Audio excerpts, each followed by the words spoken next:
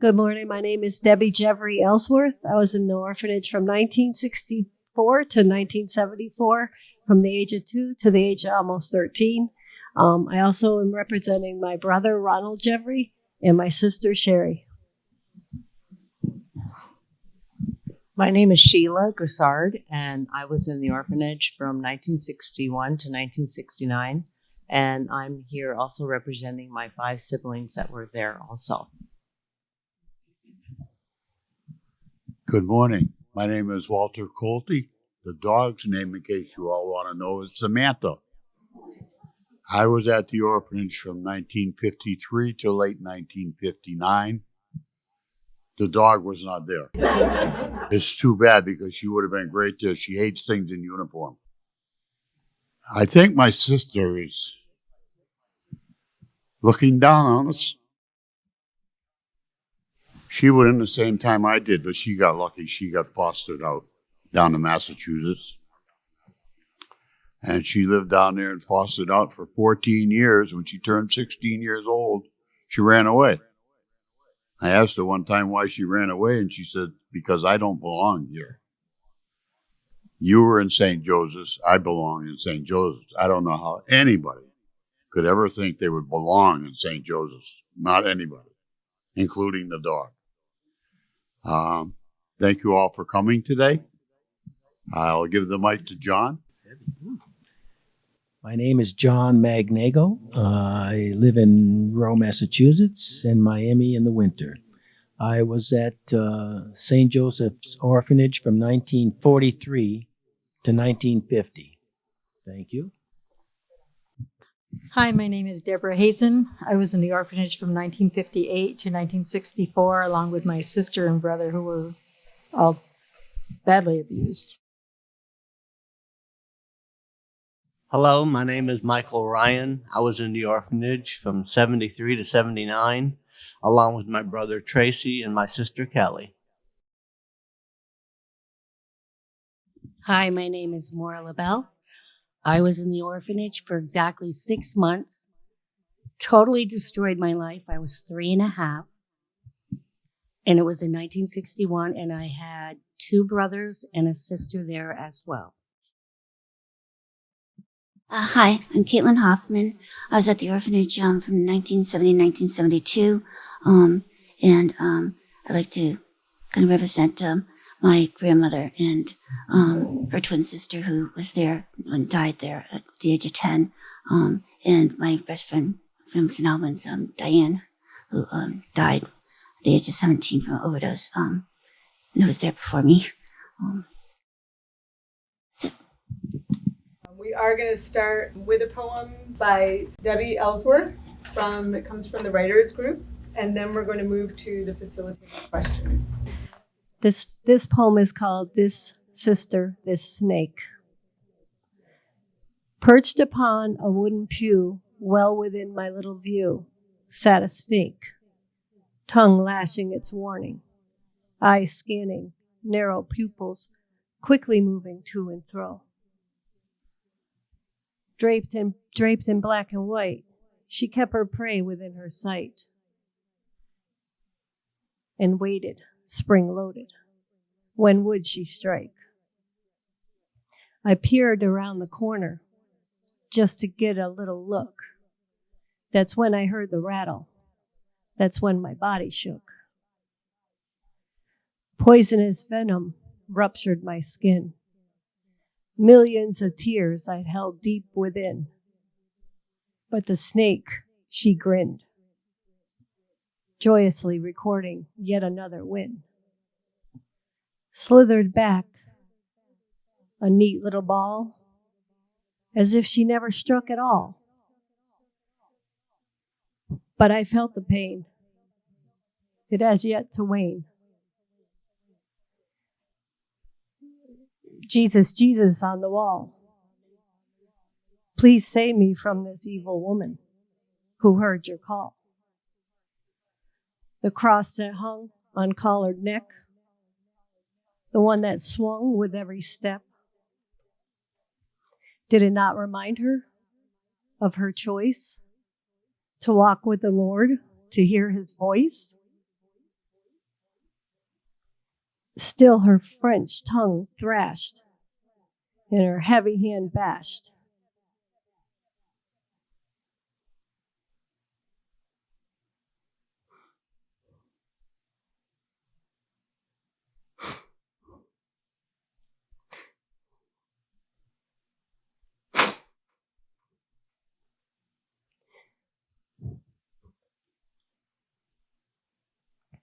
Until I came to believe that I was evil, I was mean.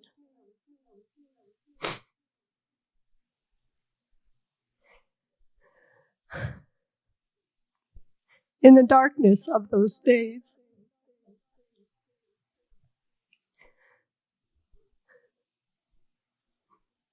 she tried her hardest to have her way, to break me down body and soul, to make me half, not whole.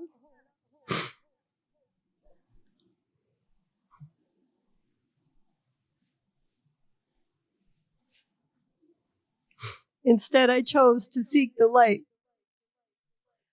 to find life's pleasures and its delights. I smile when I want to cry, and I pray to the Lord with all my might. I thank Him every day that I did not crumble, I did not break beneath the sinister hand of this sister, of this snake.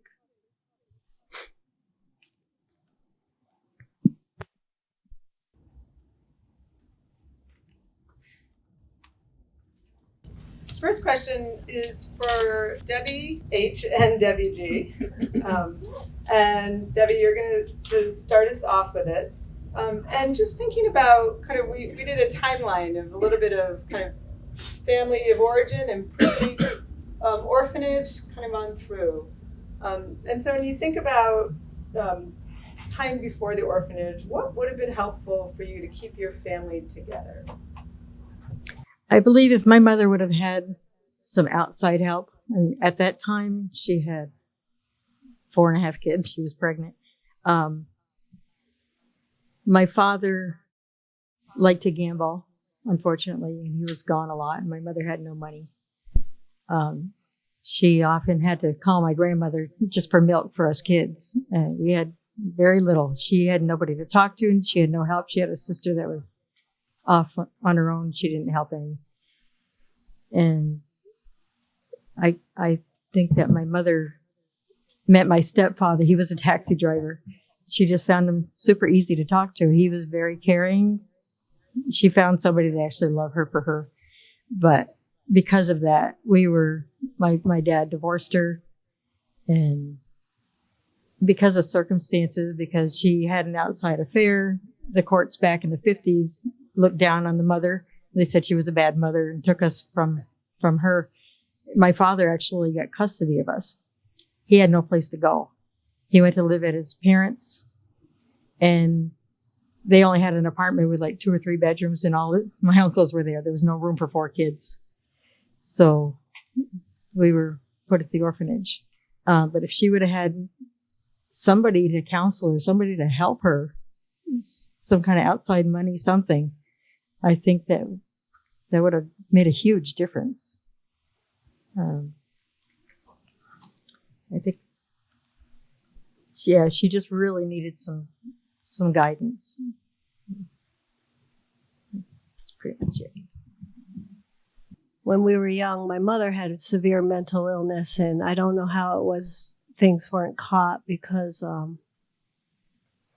my sister laid in her crib for 3 weeks with a broken leg, and there was so many signs that I think that maybe DCF would have helped in that situation, and been able to help my father and tried to see. My father has a very large family. He had 15 brothers and sisters.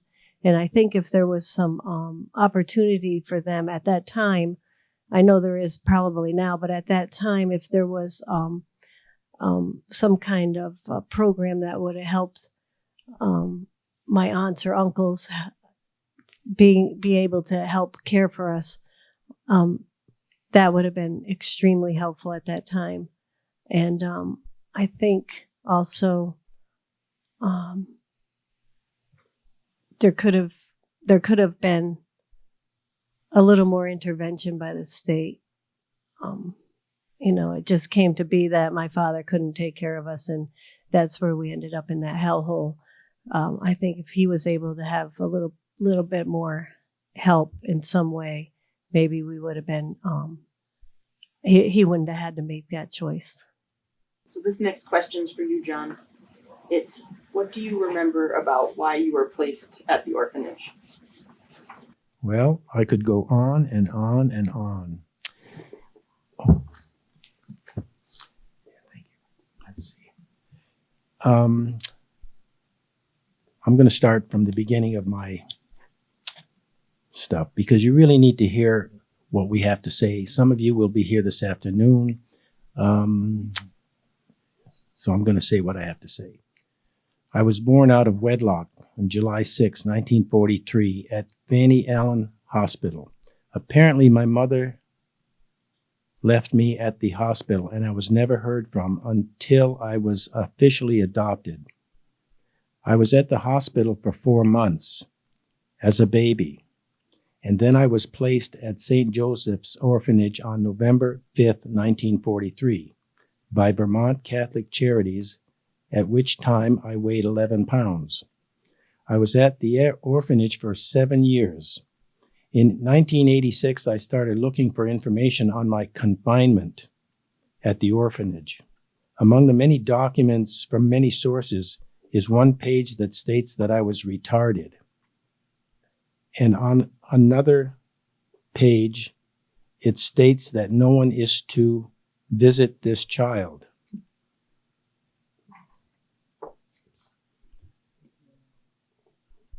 For some reason, I do not remember much about my confinement at the orphanage. However, I do not remember any activities such as Christmas, Easter, birthday gifts, fun activities, games, etc., etc. I do remember going down the stairway to the beach, being in line for bed, and receiving cod liver oil. My thoughts are that I was kept away from the general population. And I'm going to repeat that. My thoughts are that I was kept away from the general population like a prisoner because I was labeled retarded. We don't know who or what test I was given to consider my mental state. My feelings about being labeled retarded is that I have been completely separated from the rest of the children so that I could be abused. It took me decades to finally realize why I was sexually abused. I was considered retarded and why no one was to visit this child. It was a good excuse to abuse and keep me away from anyone that would ask questions or that might tell what was happening to me. I can only guess that I was about 5 to 7 years old when I was abused, hopefully not any younger. I remember.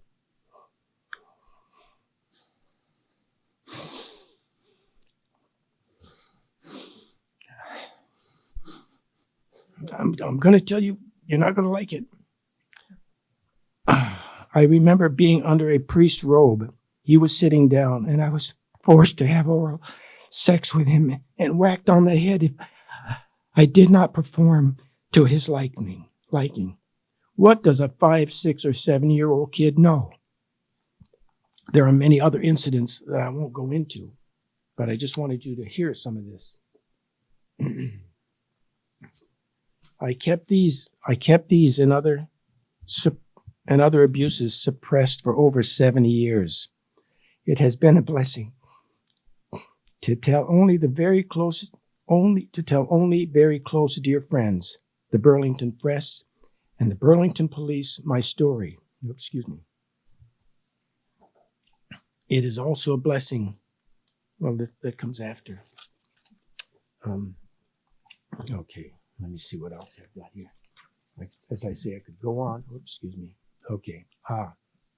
Hold on. Okay. It is a real shame that the church, which preaches family values, morality, etc., has for decades and probably centuries abused and molested its young, innocent, vulnerable flock, like a flock congregation. It is despicable, deplorable, disgusting, and I could just go on. How these predators could stand up in their church, in front of God and their congregation, and preach all their holy sermons. What hypocrites. Okay. It is also a blessing that finally an investigation was made and a report published. It is time for the public to know what really happened at the orphanage. I want to thank Liz at the Free Press, and especially Mike and Jim of the Burlington Police Department for their kind and understanding words. Okay. And there's much more every one of us could tell. And I thank you for listening to me and telling my story. And I must say, I'm very impressed that all of you are here today. Thank you for being here and listening to our stories. Thank you. Next question is for Caitlin and Debbie Hazen. And Caitlin, you are the lead. What do you remember about arriving at the orphanage, and what would have been more helpful for you? Unfortunately, I remember arriving at the orphanage all too well. From getting dropped off by, closer. from getting dropped off by my social worker to how it felt to walk up the stairs, the fear and how cold and in some ways empty the whole place seemed. And the meeting the two nuns and with their French Canadian accent, which led me to nearly getting slapped across the face within my first 30 minutes, thinking that, my friend Diane, all that I really knew about the world was from TV and my friend Diane. And she was older than me. And I looked up to her. She was like the hero. And she was Catholic and had been at the orphanage before me and left before me. And I'd heard from her that she'd been confirmed there.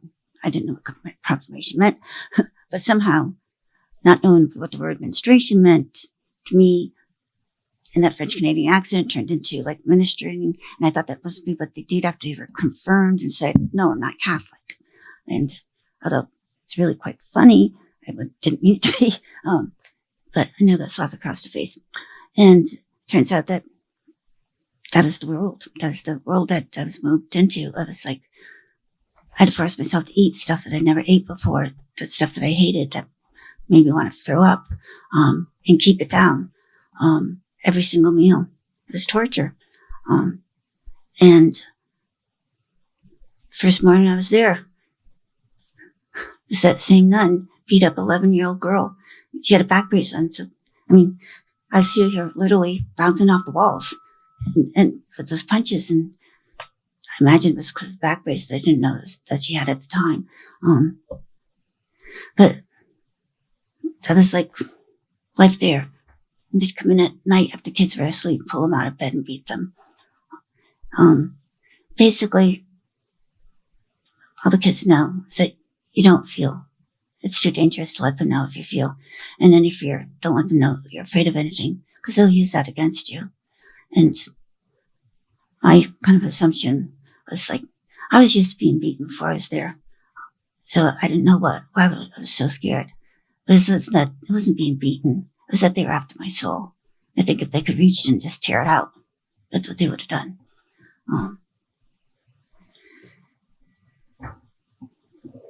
Is there a second part to that?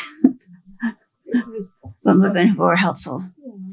Oh, I should never have gone there. If you're not Catholic, it just made sense that I was doomed to hell in the Catholic view.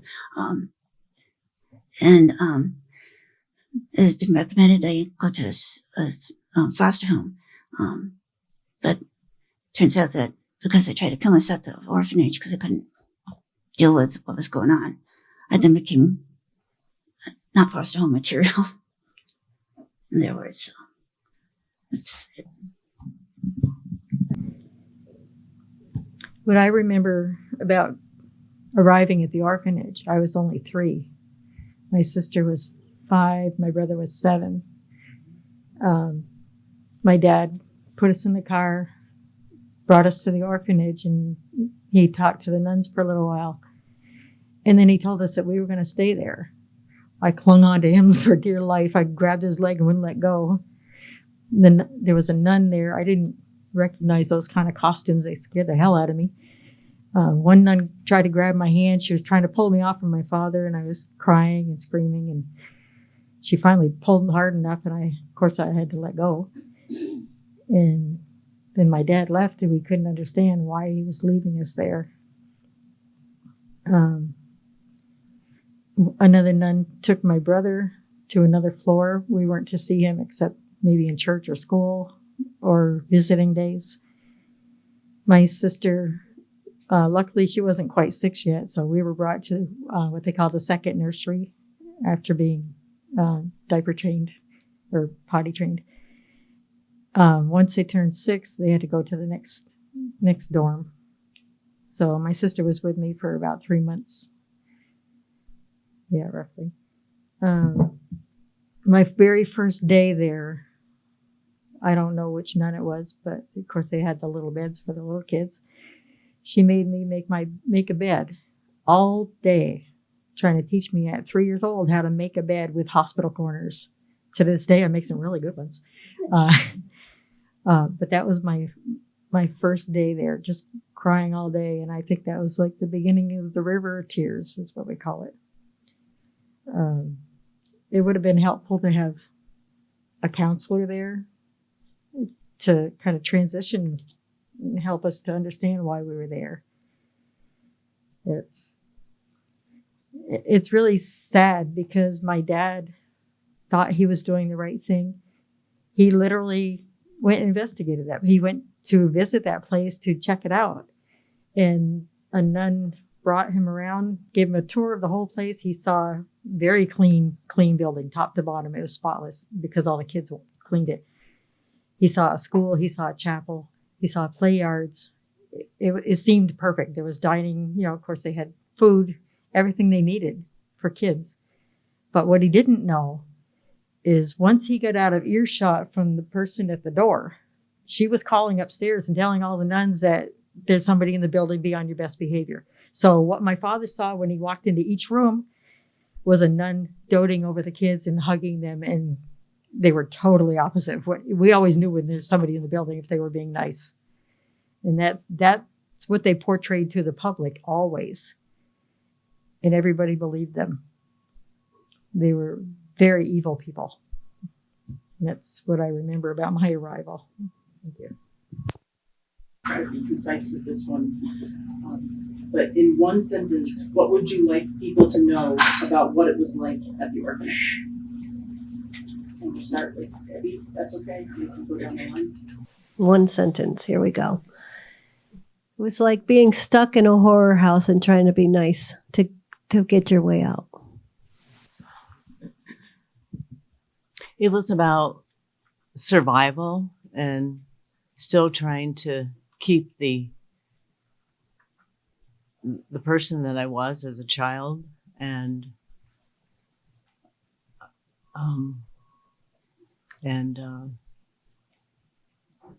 trying to help my siblings when I was the youngest one.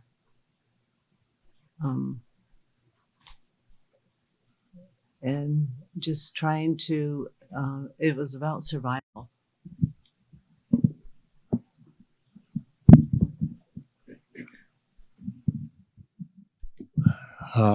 First of all, let me get off the subject just for a quick second.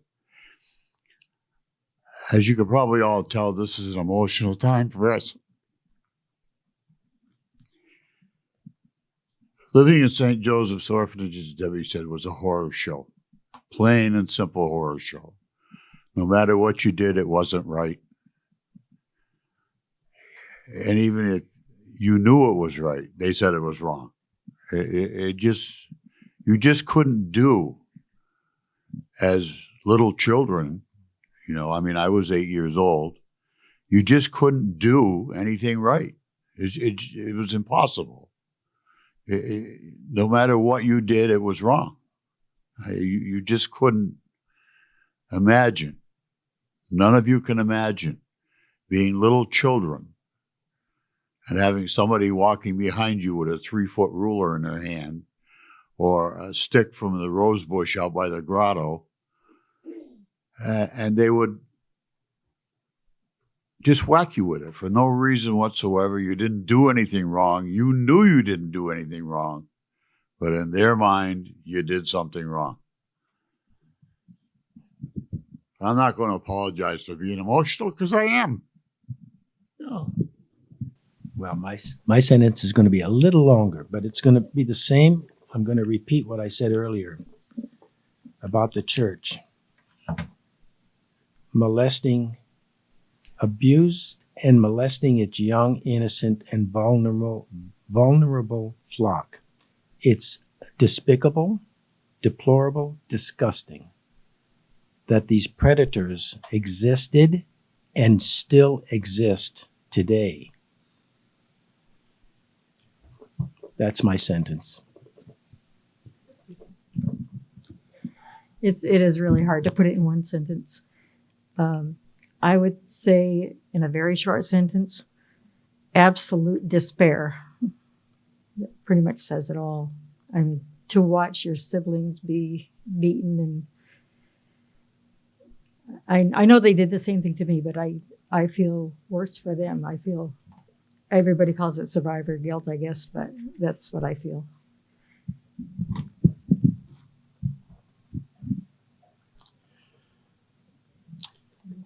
It was just hell, and you never knew when it was going to end. You never knew. Thank you.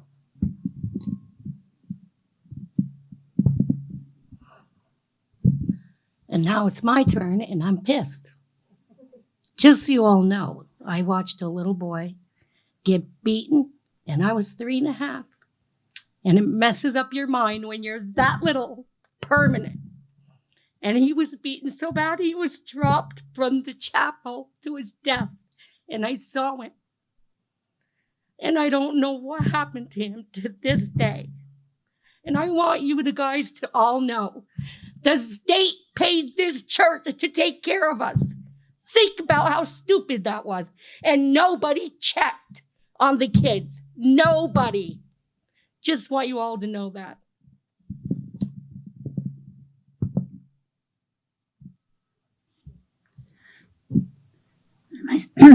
My sense is it's worse than prison, destroyer of souls.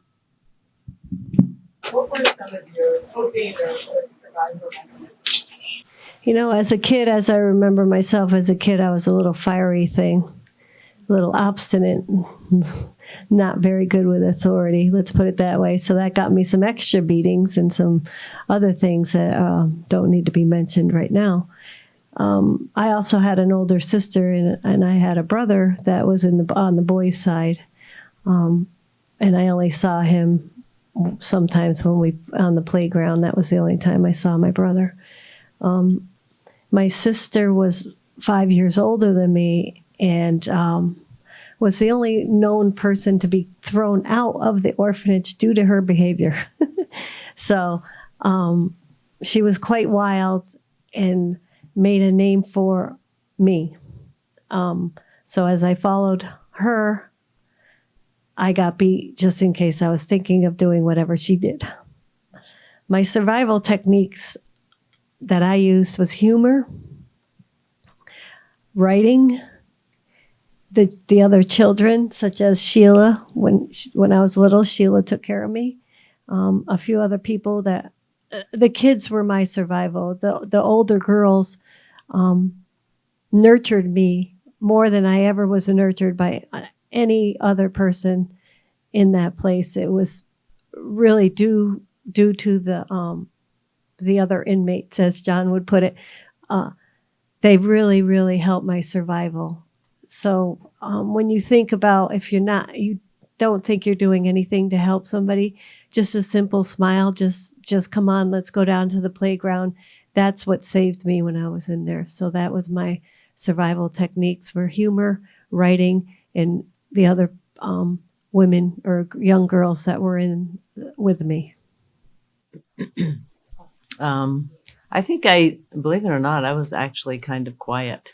Like I tried to just kind of stay out of authorities' way. But I also kind of acted out a lot too, like with short sheeting beds when I was made to make everybody's bed because I did something. So I would just, I think I just sort of did a lot of little things that were kind of against the rules. But somehow I managed to get through it.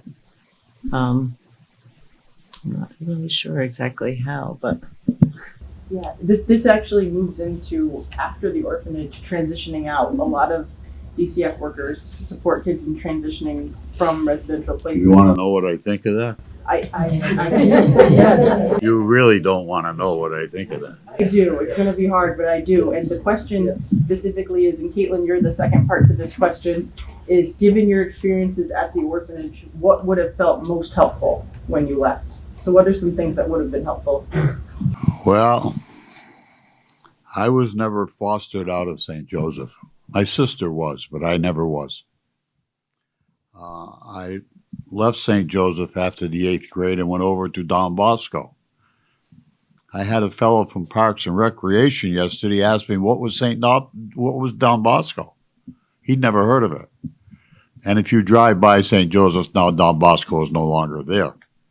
But it was a home for boys. The girls never had an issue over there. It was made for the boys. When you left the 8th grade or they decided you'd been there long enough, I believe there was a fellow there by the name of Turco who was there for 17 years. The guy was like 6'3" and he controlled the whole boys section of the orphanage. But anyway, when I went to Rice Memorial High School out of Don Bosco, I realized that what Rice Memorial High School was teaching me as a freshman, the orphanage had already taught me as an 8th grader. So I decided that Rice Memorial High School was not for me. So I left.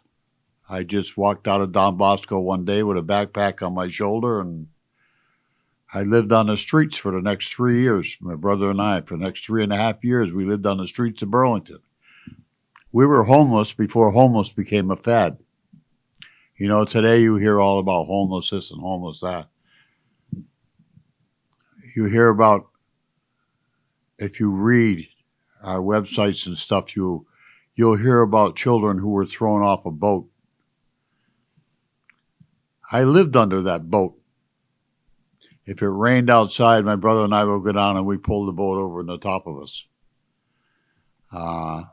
If it got too bad, if you go down North Avenue today across from St. Joseph, there's a convenience store. At that time, 60 years ago, that was not a convenience store. It was a garage. You drove your car in, they fixed your car, blah, blah.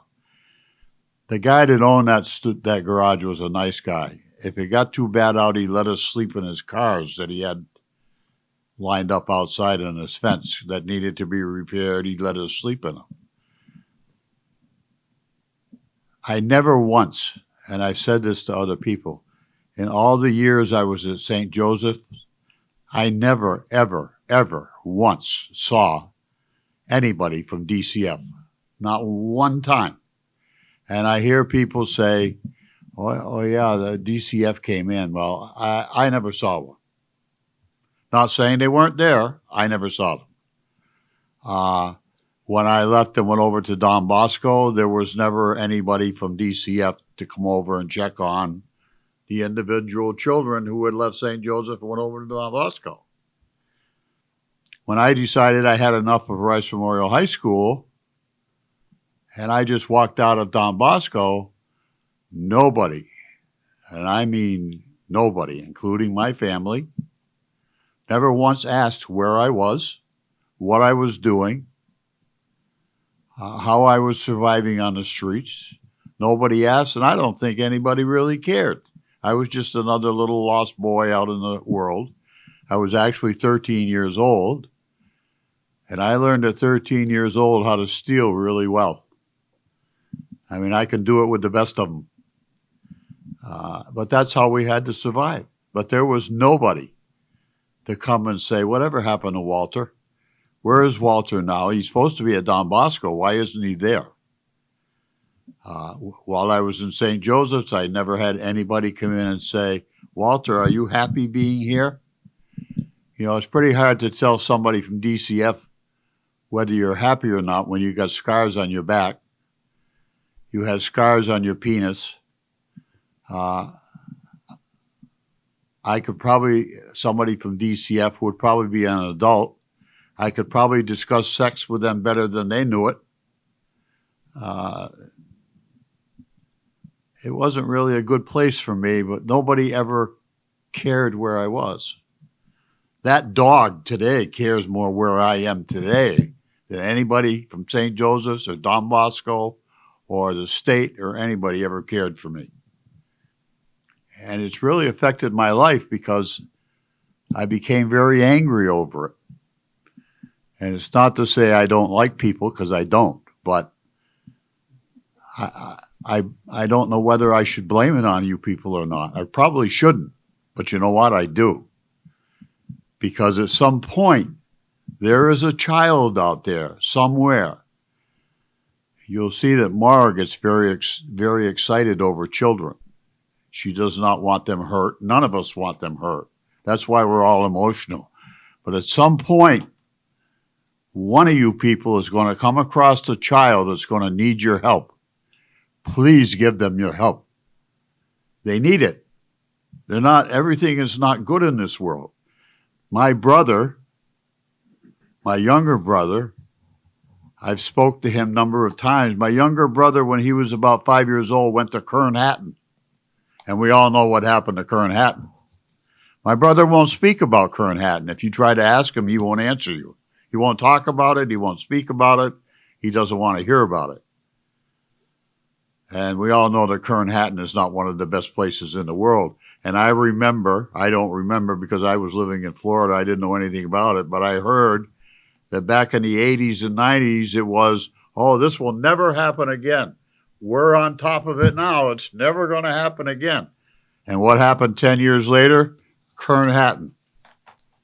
So it's still going on somewhere in the great state of Vermont that you people have to take a hold of it and say no more. We can say no more till hell freezes over. But it's you people who have to say no more. You people. This can never happen to another child. And that's why we get up emotional up here. Because we don't want it to happen to another child. We want somebody like you to say, wait a minute, what the hell are you doing to that child?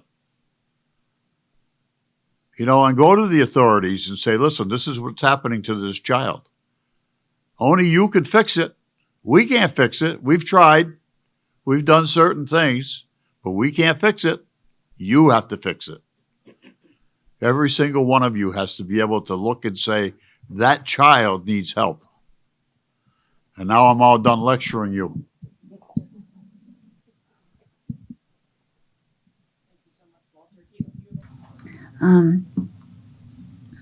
Well, I went to the adult psychiatric ward at the hospital when leaving the orphanage, because I tried to kill myself, and there's some good things about it and bad, but I mean, right off, it's like they asked me if I was blue. I'm like, what was I supposed to say? It was like a trick question. What does it mean, am I blue? I had no idea what to say. But I wasn't blue, so I said no. It's like they were not prepared for kids. But eventually they figured out that that I had no idea really how to give and receive affection. So they started teaching me how to hug and stuff like that. And then the social worker comes along and puts me in a place where I have to finish growing up by myself. It just seemed cruel. Nobody ever cared what I wanted or what I felt. Kids need to know. I mean, people need to know what kids need. Okay. We're responsible for other people. You take these kids away from whatever they have.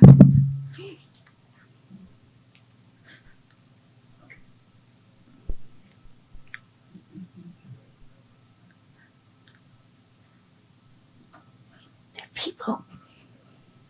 They're alive. They feel. Listen.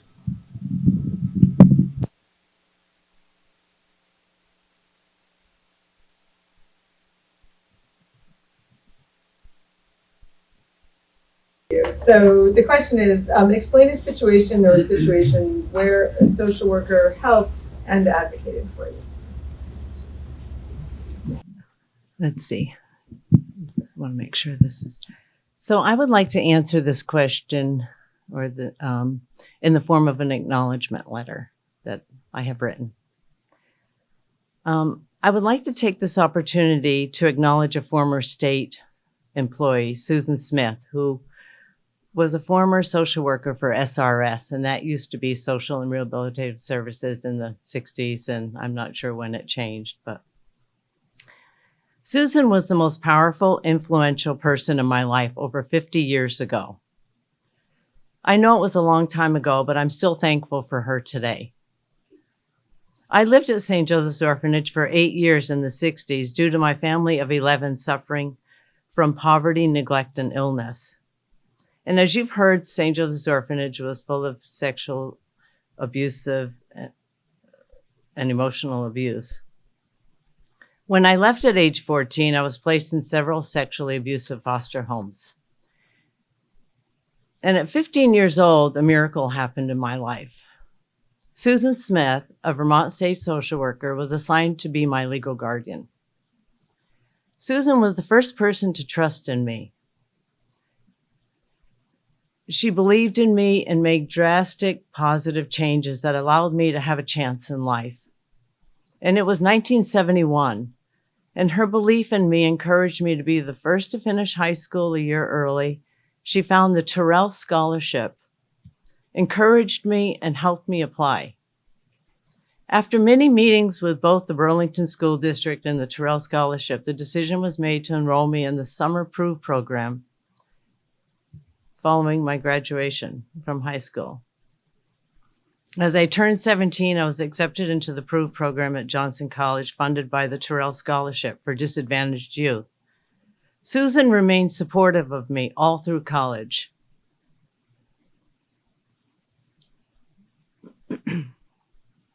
I graduated 4 years later, and needless to say, Susan was there for my graduation. This all happened because she believed more in me than I believed in myself. She encouraged me, was always there for me, even had me live with her for a short time as I finished high school. And after working 5 years with the Office on Aging, I changed my career to nursing and have been working as a nurse for 37 years. But I've enjoyed a satisfying career, raised 2 beautiful children, and had the honor of volunteering with the U.S. Navy, serving third world countries for the past 15 years. And without a social worker like Susan Smith, my life would have been very, very different. Susan's not only been there for me, but throughout my years, I've met others whose lives were changed due to her devotion to vulnerable children who were under Vermont supervision. And Susan deserves the recognition for the many lives she's touched and changed with her eagerness to make a difference. And many innocent, vulnerable children never had a chance because they lacked that Susan Smith in their lives. And I was fortunate to have had someone like her advocating for me and believing in who I was and what I was capable of accomplishing. I couldn't have done it without her. So let her know. I've let her know. She's made a difference in my life, and I'm sure many others as well. And during these times when the public is becoming so aware of all those who don't do their jobs, protecting those children, social workers need to be recognized as people who change lives for the better and make huge impacts by caring and going above and beyond. So I just want to say that. Thank you for all that you do. And just realize that you can make a huge difference, like a huge difference. Thank you. Nice job, Sheila. When I left the orphanage, I was in 5th grade. I had no idea about anything other than anything institutionalized. I was totally clueless. I was a stuttering little, scared, petrified little girl. And I went to school, and in the school they had a social worker who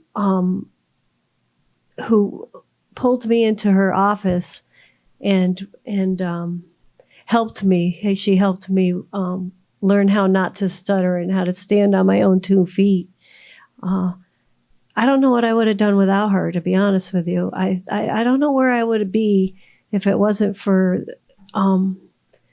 women that came into my life, social workers. I had a big sister who was an amazing woman. I don't know how she put up with me. I just don't know how.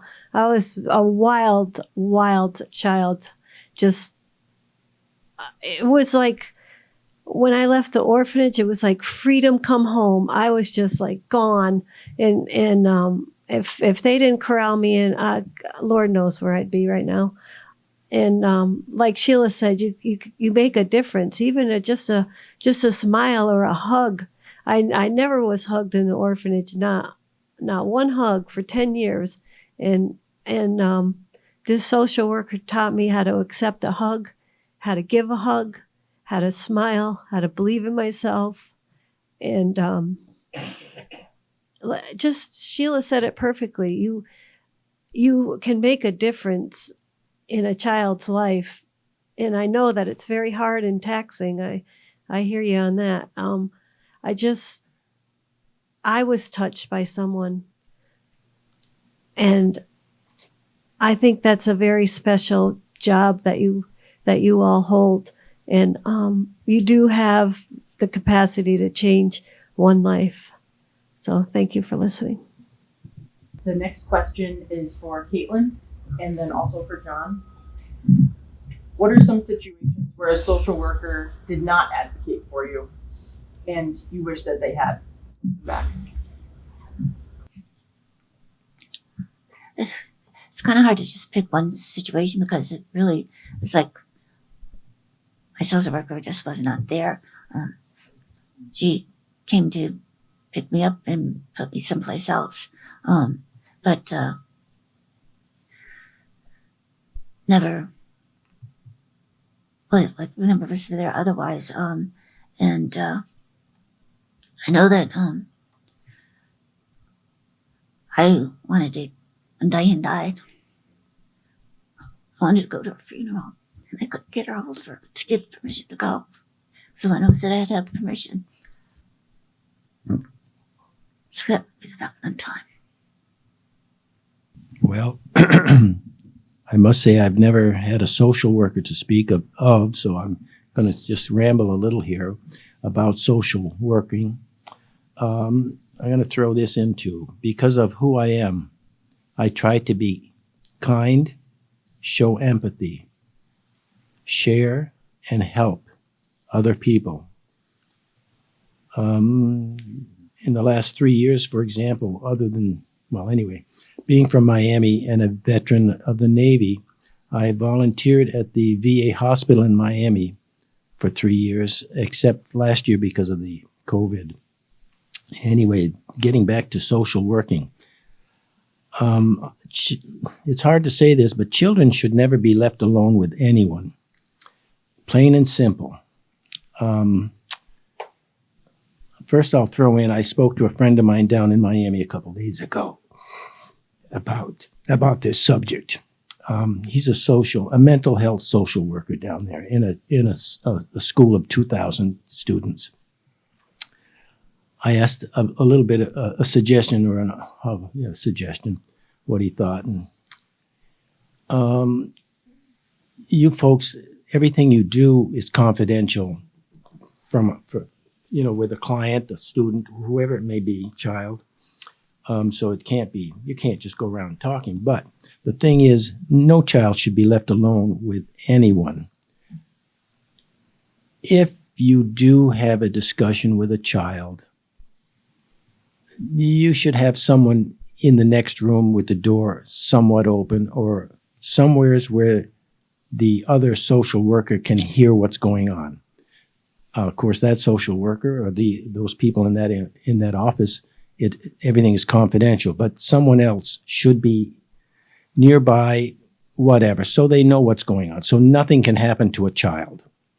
Now, I'm going to use an example for like altar boys. I didn't write this all down. I just took notes just a few minutes ago. Altar boys.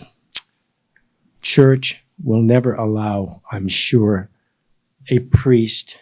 Well, they're the way they do things, I guess, is the altar boy and the priest, whatever. They're in rooms together, getting dressed, undressed, getting ready for church, after church, whatever.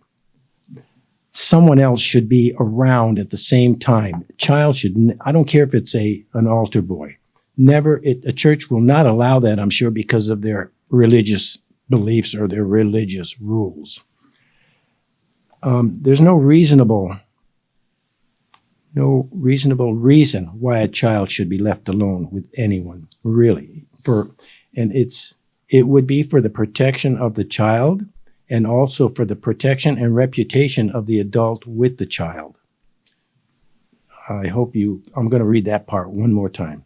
It would be for the protection of the child and also for the protection and reputation of the adult with the child. And that's all I have to say about that. And thank you again for all being here, because we're going to all need each other's help. Where have you found yourself most impacted by your time at the orphanage? I found myself most impacted by my family, my faith. I was an altar boy in St. Joseph's, and that didn't last very long. About as long as it took me to get out of there. I converted to Buddhism and have been a Buddhist for many, many years.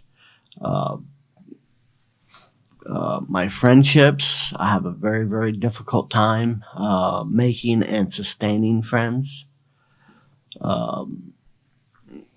because I have a very, very hard time trusting and relaxing around people.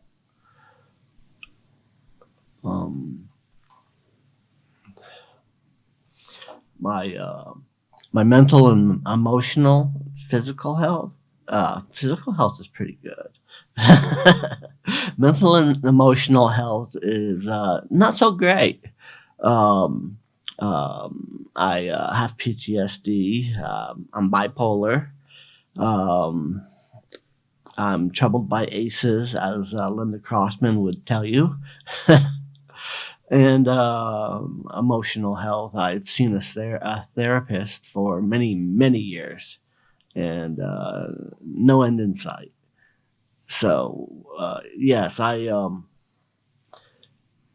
have quite a little garage sale, I'd call it, sort of things going on. Thank you. You go ahead, Maura. with the stuff that happened to me in 6 months at the age of 3.5 has impacted me a lot. I trust no adults. I have hundreds of dolls. No women, no men, just kids. My impact in life, or my life, is all about kids. And as Walter said, I am about kids. I believe child needs a loving hug, to be told all the time it's not their fault. And it isn't their fault. Who says they wanted to be born? Who says that? Then not only that, you stick them in a place that they're totally abused. Hell, I never wanted to be born to be abused. If you were going to kick me, punch me, and throw me in the closet, what the hell did you have me for? And why does the state pay for that? Why does not anybody check on the kids? I would have rather been in jail for doing nothing than how we were treated in a place like that. And when I see a kid, I hug them. I saw one at a fairground lost in the middle of nowhere. And I walked up to him and I hugged him. And I said, "Did mommy and daddy lose you?" You never tell a child they lost them. You tell the child your parents lost you. You come sit with me in this little booth and we'll wait for them to find you. Make them feel safe. They have to feel safe. I don't want to be put in a place where my hair is thrown down in the closet every single day and not feel safe. Hell, I'm going to scream going in the front door and kick and scream and holler. Kids know before they get there. They know what they're getting into and who the person is. Before they even see them, they get the vibes. They're kids. Kids don't have a full brain yet. Or I'm sorry, they have more of the brain, so they can get those vibes. I've had a little girl come into my house, and I'm going to make this quick because we're on time. This little girl came into my niece's home daycare with her mom. And I had this purple pajamas, one piece on, and I'm big. I'm not going to lie to you. I look like Barney sitting in a chair with little ABCs on a purple PJ. And I said, "Oh no." Well, the mom came in and she was older and she says, "My daughter's not going to like it here." Mommy was hoping she wouldn't like it here because it was mommy's first time having her away from home. The little girl came over and sat on my lap. Big mistake. Because I knew when that girl was leaving, she was never coming back. You know why? She proved mom a liar. Mommy wanted her to cry so she would have a good excuse to take her back home. And it didn't happen. And I told my niece, she's not going to stay here. Don't count on it. Why? Because she likes it. And mommy did not. She's not ready to give her up. Never saw that kid again, ever. But it's okay because I felt the vibe right off. And you, as a DCF worker, needs to be able to feel them vibes in those kids when they come to the door. You need to walk in their shoes. Look where they're coming from. They're coming in a place that they have no idea. And they're scared to death. You know what I tell kids? When mommy and daddy grow up, they'll come get you. They're not grown up enough. That's the only thing I can tell you. Otherwise, I'd be talking all day. Here you go. Thank you for coming, by the way. So I think that it kind of, my experiences as a child directed me toward helping vulnerable groups. And I started out in social work in 1976 and then went to a much easier career of saving lives as a nurse. That's been a lot easier. And as a mother, I raised my children by myself because I had lost my former partner in an avalanche. And so for about 20, I recently got remarried, but as a mother, I think my son was supposed to be a wildlife biologist and my daughter was supposed to be a nurse, but they both ended up in federal law and married federal law agents. And so I might have been a little too strict. I don't know. I might have been a little overprotective. I think possibly. I think I was always fearful that something terrible was going to happen to them and I wouldn't know about it. And they wouldn't tell me because that's how I went through my childhood. And so I always had that in the back of my mind that something horrible was happening to them. And somehow I wouldn't know. So I always had the parties at my house and the sleepovers and so my kids, I'm still not sure why they became federal agents. One is on the border now and the other is, but anyway, they're happy. But the fun I've had in my life has been just really serving vulnerable groups. I've been fortunate enough to be able to do that while traveling with the Navy and helping in humanitarian work and now disasters for the last 15 years. I'm addicted to disasters. And so I've been to every one except for the most recent one of COVID. That's a little scary, but I did go down to the Indian reservation for a month in New Mexico.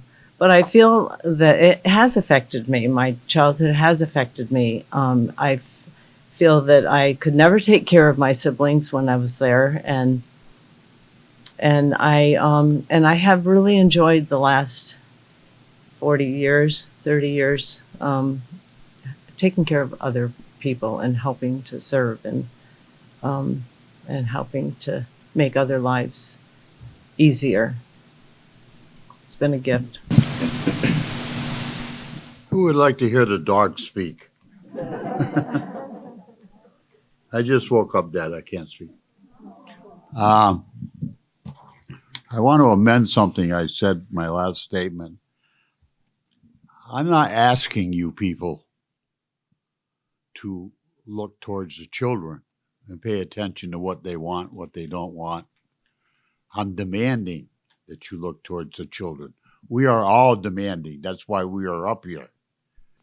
This whole group, most of us are in our 60s and 70s or whatever. Our time on this planet is coming to a close.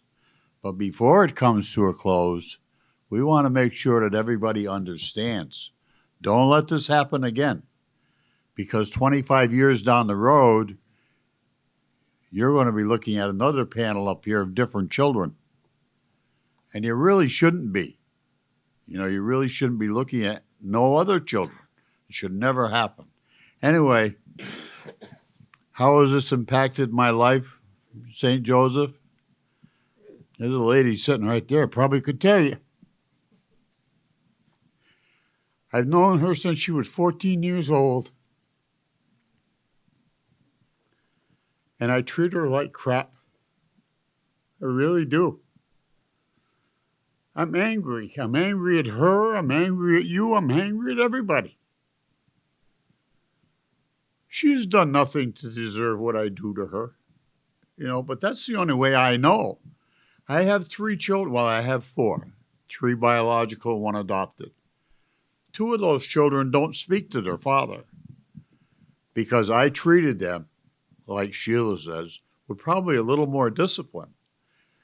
My children know what a belt is for. They know what a hanger is for. and it's not to hang clothes. But that's what I got out of St. Joseph's. That's the discipline I got out of St. Joseph's. You know, how to treat your children, how to treat your spouses. I don't know why this woman lives with me. I really don't. She needs help. Really. You know, we fell in love when we were kids and we're still in love. It's as simple as that. But I treat her terribly. I really do. You know, no woman should have to, I mean, I don't physically treat her that way, but mentally I'd probably drive her nuts. But that's what I got out of St. Joseph. That's the way you treat people. You know, I don't like people. I really don't. I don't know most of you in here, but guess what? I don't like you. I don't like you because you didn't help me when I was a kid. Nobody came around and said, here, Walter, I'll take you to McDonald's and buy you a hamburger and french fries. Where the hell were you all? You know, where were all you people when we were little kids? Well, most of you probably weren't even born. But your parents, where were your parents when we were little kids? You know, and it hurts. But it's made me an angry man. It really has. And I mean, I am an angry man. You know, I'm looking forward to my life going downhill. Oh, you little red heart. All right, people, I got to go. Bye. So you're coming back for the next question. So these next few questions are shifting our focus to looking at our entire journeys as to how you got here now. But we're going to specifically be thinking about what's helped you heal and what's helped you get to be able to be sitting here today. So the question it's starting off with Walter and then Sheila, are what gifts or strengths do you now have that you trace your experience at St. Joseph Orphanage? I learned I'm an anomaly when it comes to St. Joseph's. I took away some good things. If you listen to most of the people, it's all bad. It was not all bad. There were some good things. I'm a self-educated man. I learned that from St. Joseph's. I learned to pick up a textbook if I wanted to know. I learned to pick up an encyclopedia if I wanted to know. So I learned how to self-educate myself from St. Joseph's. Because of the nature of the building and the nature of what the girls had to do and the boys had to do the same thing on their side, I learned how to work. I learned how to keep my place clean. I learned how to, ask her, she'll tell you, I don't like dishes in the sink. I just don't like them. I learned that from St. Joseph's. I learned that whatever job I'm going to do it the best I can do. You know, that's what I learned there. I've learned to, I'm a voracious reader. If you put a word here, I have to know what it is. I have to read it, know what it is. I learned that from St. Joseph's. They had a little library, I don't know about the girls' side, but on the boys' side, we had a little library, it probably had 1,500 books in it. I read every single one of them. You talk about how you got away from the nuns and what you did to survive. I used to go up in the library and sit in the corner and read. And because I was a reader, the nuns thought I was okay. So I didn't get beat as much as most of them. Those are the things I learned from the orphanage, and those are the things I attribute to them. You know, that I learned certain things. Maybe I learned them because I got a beating, but I learned them nonetheless. So those are the type of things I got out of there. Here you go, young lady. I already answered this question, so if someone else has anything to say, I kind of said it out of line. The next question is going to be answered by Maura, Michael, and Debbie Hazen. And Maura's going to start us off. But Maura, what has helped you to heal? If you're abused by adults, what is going to make you heal? Saving the children. Making sure they do not end up in a place like the orphanage, like private schools, because they're not checked on a monthly basis. Kids need to be loved. Adults need to take the child and pretend they're in the child's shoes. I always love the shoes because they get to walk in them shoes and look at the big, tall adult standing in front of them. And you as the adult need to hug that child and assure him he's in a safe place. Walk with the child. Show him the toys. Show him the things that's positive. They need that. And I firmly believe, as a social worker or DCF, whatever, you must have kids to know what kids are looking for. I'm gonna be honest with you, when kids are older, they're snarly, they're nasty, and they're mean. Make sure you have a space to hide, but first say, do you need a hug? Because it calms that nastiness right down. It really does. They're fighting for love, attention, and answers on why they're there. Thank you.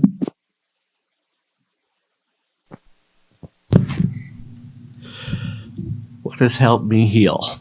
Well, Laura, definitely. My wife. You haven't met her. She's not down here. But if you did, you'd know. Reading. Also, like Walter, I'm a voracious reader. I go through books like they were peanut butter cups. And if you add the two together, that helps my peace of mind. If it wasn't for that, I would be a raving lunatic. Anyway, that's all I got. I'm going to move this over to Debbie Hazen. Thank you. I think what's helped me heal most, number one, is my faith. We were going to write a book. I was going to call it "In God We Trusted." But yeah, my faith is, I've always tried to pray, but I didn't pray to those nuns' gods. Closer to it. She can't hear you. Okay. Sorry. Yeah. The God that the nuns portrayed was nobody I wanted to talk to. But my faith, my oldest sister especially, she was there. She was abused terribly, but she's always taken care of us. I don't know how she does it, but. And I had a good friend. She was my boss. She actually listened. I think she's the first adult that actually listened. You got to listen to kids. Truly listen to what they're saying and ask questions, because they aren't going to, if you ask them, how are things, they're going to say, I'm fine. My thing is, for the survival in the orphanage, I laughed. I laughed at everything. I pissed off the nuns every time I laughed. But you got to get them to open up. You really have to try to find the right questions. It's so important to listen to the kids, really listen to the kids. I was never listened to until I was like almost 40 years old. And my friend helped me a great deal. And of course, my husband. And then in the 90s, I had like the greatest counselor ever, because he helped me a great deal. But that's your job, guys. Counsel these kids. Just let them know that you care. That's the biggest thing. But that's, yeah. Did you want to say something? I must say that Maura had I think the big word is hugs. I know I never got hugs in the orphanage. And when I was adopted, my father was not a hugger. So I would say, let me think. In the 60s, I had a neighbor, had a family. He was a hugger. He hugged his kids. And when he met me or saw me somewhere, I'd get a hug out of him, like a hello or goodbye. Today, I get a few hugs from very close friends. And I think the word hug or hugging anyone, but especially children, I think it means a lot to them. You may not realize it, but yes, deep down, I know when a friend gives me a hug, he means it or she means it. So remember that. I think the hug, as Maura said, is very important. It really is. And I could just cry over it. So there you go. Thank you so much, John and Debbie, Michael, and Maura. The next question, and then after this question, we're going to have a few opportunities for everyone to answer the next questions, beliefs, and lasting thoughts. But this question is for Debbie Hazen and for Maura. And the question is, knowing what you know now, if you could tell your childhood self one thing, what would it be? Worthy. We were told by those nuns that we're worthless constantly on a daily basis. We were stupid and we weren't worth anything. So that's what the number one thing I would say is you are worthy, you are worth it. I tell that to a lot of people, actually. And don't ever listen to anybody that's going to call you names. Don't ever listen to that. You're not what they say you are. That's what I would tell myself. And I would also tell myself, you are lovable and you are loved. Those are the most important things to me. And just follow your dreams.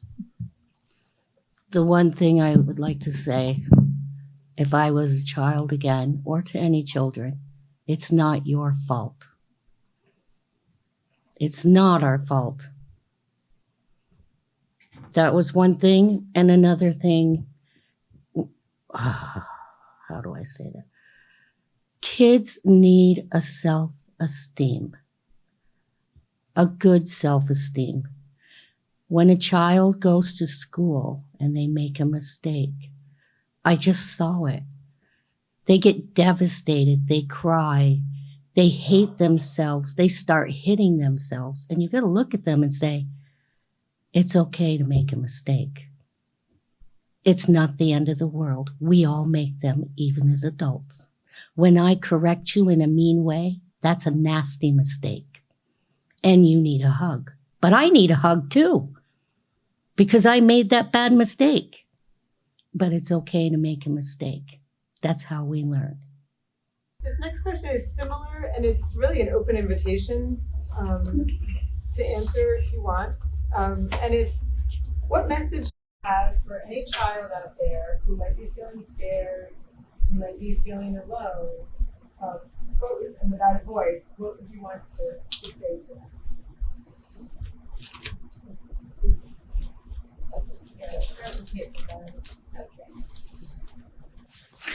My message would be to trust and believe in themselves and not try to change to someone they aren't. To get the feeling of belonging. I'm going to say it again. Do you need a hug? And try to walk in their shoes before anything else.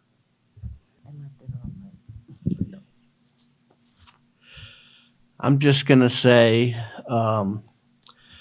that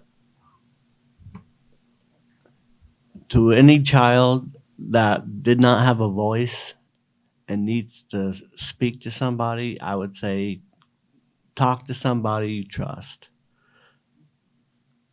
Pretty much the same thing I said before.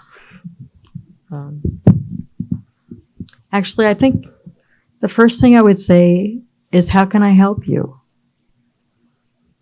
And what do you need? Of course, I try to help them, but I think that they need to know that it's okay to ask for help. And everything is, yeah, you can say that. Everything is going to be okay. They, like Maura said, you need to trust in yourself, or Caitlin, I'm sorry.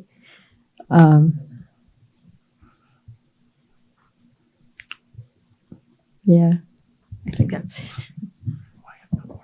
You don't have more to say again.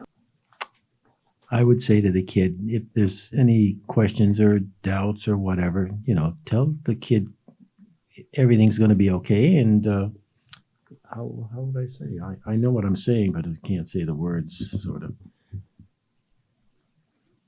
I think you have the idea, just someone who it cares about the kids, cares about,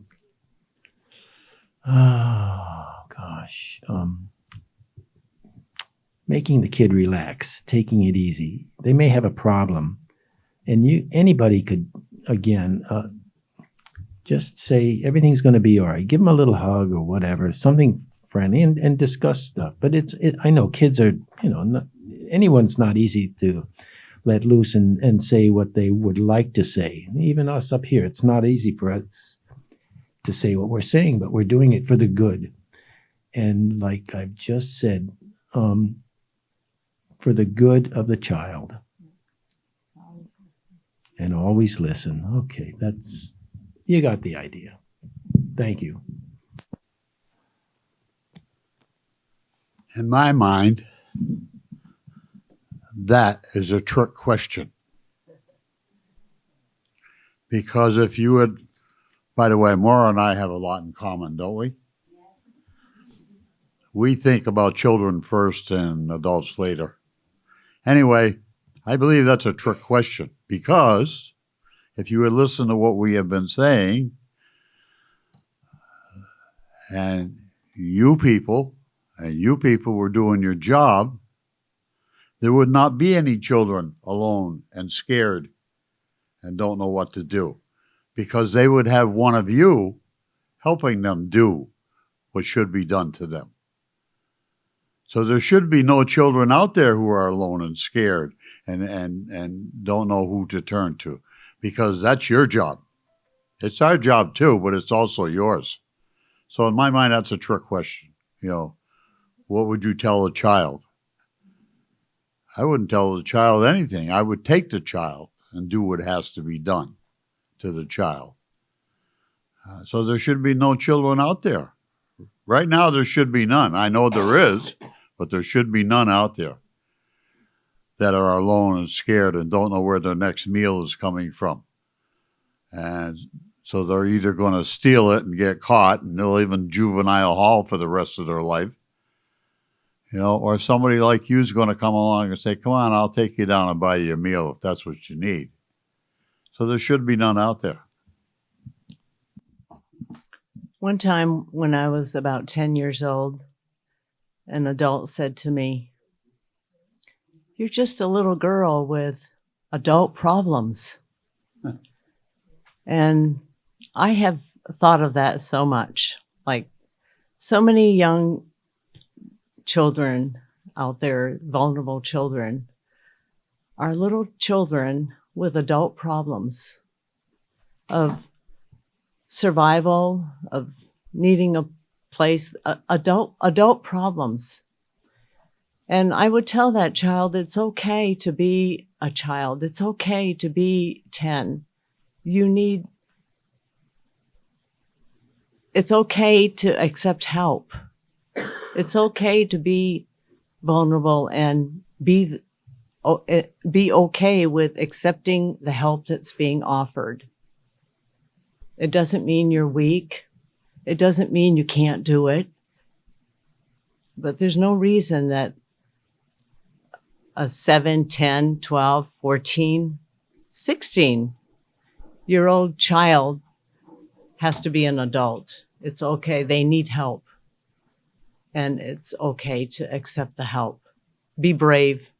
be brave and accept opportunities. Good job, Sheila.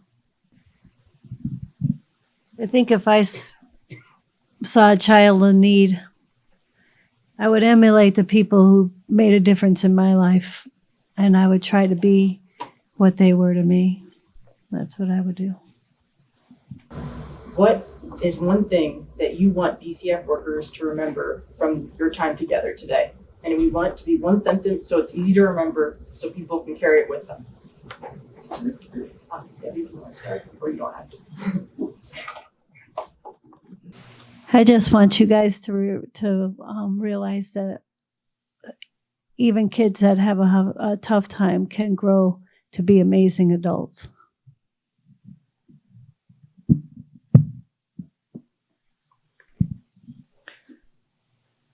I can't tell you how important your jobs are and how just one day with one act, you can save someone's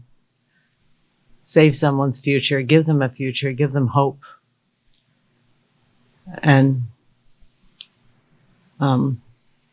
your jobs are very, very important.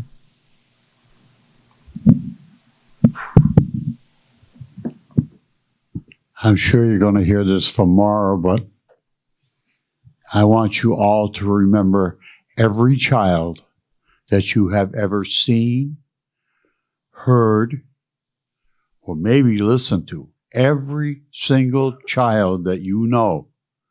And think about that child as what's happening to them today and whether you can make a difference in their life.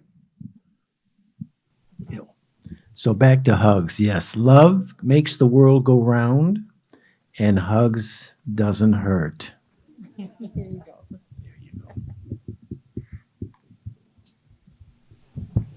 I think, like I said before, listen. That's the most important thing, is to listen to these kids and ask the right questions. And make sure that they know that they are loved and lovable.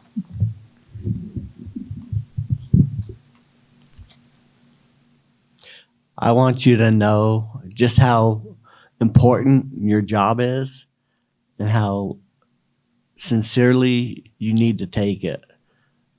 Because these kids really need all the help you can give them. Well, Walter, I'm going to fool you. You know how the Army is your hero? Army men, right? Because they do stuff for you. You are the future child's hero. Someday they're going to come up to you and say, I remember you. You gave me a positive self-esteem. You made me who I am today. I hear it a lot. It's not going to fix me, but it made me feel good to know I'm a hero to children. Go out there and be someone's hero. That's what you need to be.